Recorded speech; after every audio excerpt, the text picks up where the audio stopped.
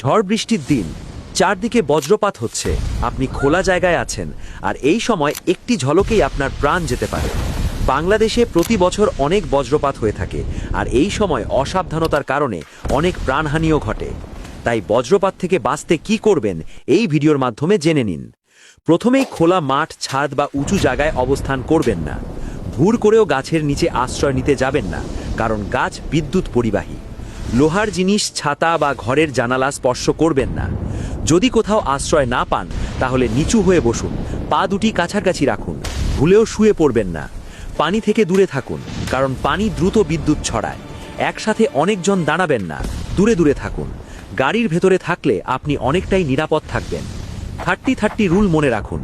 বজ্রের শব্দ 30 সেকেন্ডে এলেই মনে করবেন বিপদ খুব কাছেই। এই কয়টি উপায় মেনে চললে আপনি নিরাপদ থাকবেন। ভিডিওটি শেয়ার করে অন্যকেও সচেতন করুন। আপনার একটি শেয়ার অন্য একজনের জীবন বাঁচাতে পারে।